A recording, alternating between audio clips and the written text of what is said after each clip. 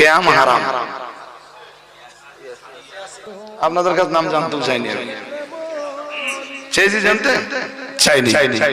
কিয়াম হারাম, ফতোয়া আমার না, বর্ধমানের এক মৌলানা। এর পিছনে নাকি আবার একটা ব্যাকগ্রাউন্ড আছে। কোন মজলিসে কিয়াম হচ্ছে তো তিনি বসেছিলেন, সবাই দাঁড়িয়ে সালাম পড়ছে, তিনি বসে বসে। আসলে যার মন চায় সে দাঁড়া, আর যার মন না চায় দাদা হুজুর ওসিয়ত নামা পড়ে দেব। কেউ না করতে চাইলে জোর করো না, কেউ কিয়াম করতে চাইলে হাত ধরে টেনে বলুন বসিয়ে দিও না। দাদা পীর কেবলা বলেছেন কিয়াম মুস্তাহাসান, করলে সওয়াব, না করলে গুনাহ। বাট হারাম ফতোয়া দেওয়ার অধিকার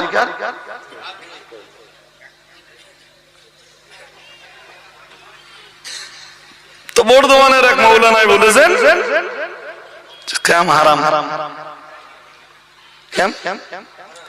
তিনি ওই দিন যে স্টেজে দাঁড়াননি বা কিয়াম করেননি, তার এগেইনস্টে পাল্টা আবার কেউ একজন বলেছে যে আমি হলে স্টেজে লাথি মেরে ফেলে দিতাম। এটা বাড়াবাড়ি করেছে না করিনি? হ্যাঁ না বলবেন তো? হ্যাঁ। এখন বর্ধমানের সেই মৌলানা আবার এই কথা তার কানে যাওয়ার পরে সে বলেছে, বলে আমি বলছি কিয়াম হারাম, কিয়াম হারাম। এখন কোন জিনিসকে হারাম বলতে গেলে দু রকমের দলিল লাগে। প্রথম লাগবে কাতঈউস সুবুত, বুঝবেন না আপনারা, এ আবার বোঝাতে গেলে আপনাদের অনেক সময় যাবে।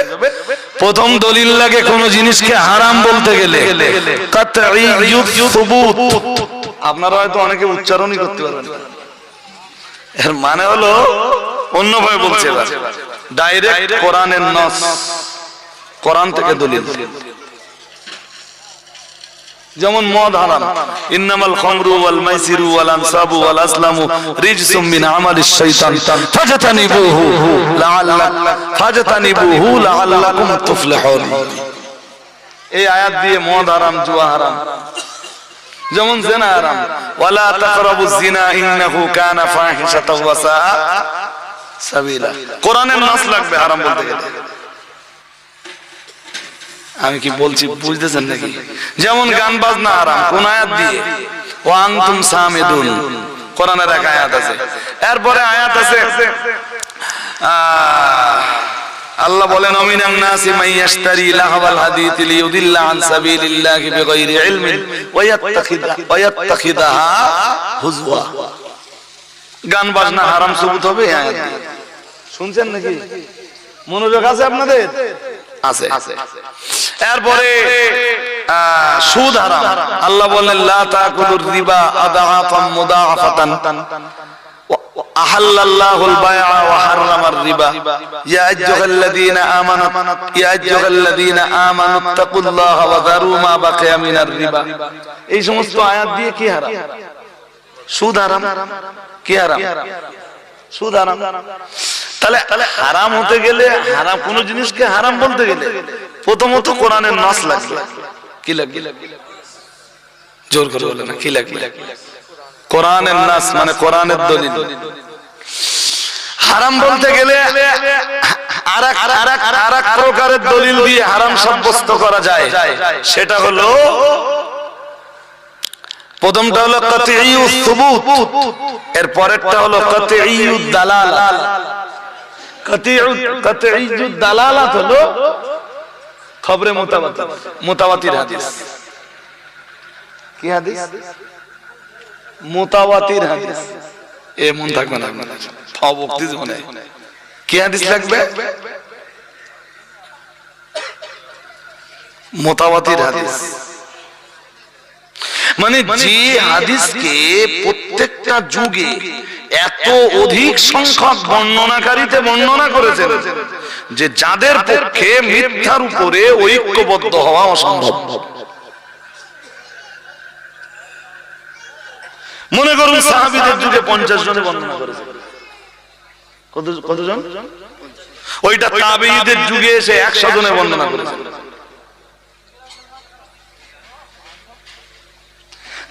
তাবেঈদের যুগে এসে ওই রকম আরো 100 জনের বেশি বর্ণনাকারীতে হাদিসটা বর্ণনা করেছে।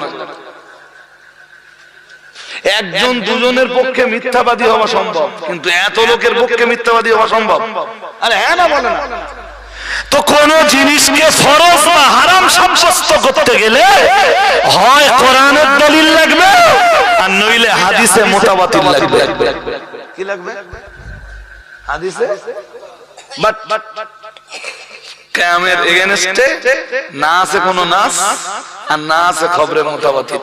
খবরে মুতাওয়াতির তো দূরের কথা, খবরে ওয়াহিদ নেই। আমার এই ভাষা আপনারা বুঝবেন না, মৌলানারা বুঝবে। খবরে মুতাওয়াতির তো বহু দূরের কথা, খবরে ওয়াহিদ জোর করে বলে না। অনেক গুমরায় আবার বলে, কি বলে বলেন দিন? বলে কেম করতে হবে, কোরআন হাদিসের দলিল দাও। আচ্ছা কেত না গোমরা না হলে আর এই কথা বলে? এরা কোরআন হাদিসের দলিল দেবো তো কে কোরআন, আমি যদি কোরআন হাদিসের দলিল দেই তো কেম তো ফরজ হয়ে যাবে। তা আমি তো ফরজ বলিনি। আমি কি ফরজ বলেছি? জোর করে বলেন আমি কি বলেছি? কি বলেছি? জোর করে বলেন। মুস্তাহাসান বলেছি। তা মুস্তাহাসান হওয়ার জন্য তো কোরআন হাদিসের দলিল লাগে না। আর লাগলেও কোন পর্যায়ের দলিল লাগে ওর জানা নেই। বলছে কিয়ামকে তো হারাম বলছে কেন? যে নবী পাক সাল্লাল্লাহু আলাইহি সাল্লামকে হাজির নাজির জেনে যারা কিয়াম করে তারা কিয়ামটাকে অবশ্যই সেটা কিয়াম হারাম হচ্ছে।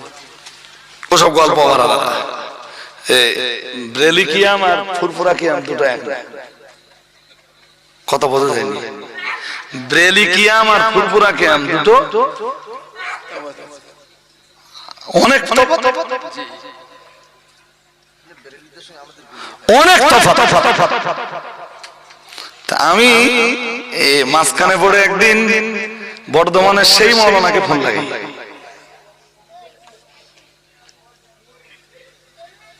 কথা কি বুঝতেছেন? ফোন লাগিয়ে ফোন ধরলেন, তা দেখলাম আমার নাম্বার সেভ করা। এর আগে এইভাবে ফোনে আমার সাথে কোনোদিন কথা হয়নি, আল্লাহ সাক্ষী। তো আমি বললাম আমি বেশি বিরক্ত করব না আপনাকে, শুধু দুটো কথা বলবো। আপনি কিয়ামকে হারাম বলেছেন। হারাম বলতে গেলে হয় কাতঈউ সুবুত লাগে আর নইলে কাতঈউ দালালা লাগে। এগুলোর কোনোটাই আপনার কাছে নেই। আপনি হারাম বলেছেন, কথাটা উইথড্র করে নিলে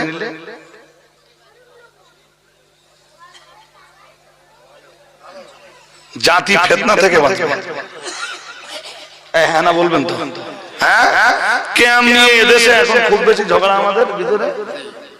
আমাদের পাশে আমাদের দেওবন্দি তবলিগ ভাইরা, আমরা একসাথে কাজ কাম করি, একই মসজিদে নামাজ পড়ি। এখন আর খুব বেশি ঝগড়া টগড়া আছে? ওদের মন হয় করে না, মনে হয় করে না। আমরা কিয়ামের পক্ষে, আমরা কিয়াম করি তো কি আছে? আমার কথা কি বুঝতেছেন নাকি? তা যারা বলে যে কিয়ামের দলিল দিতে হবে কোরআন হাদিস, ওরাও গোমরা।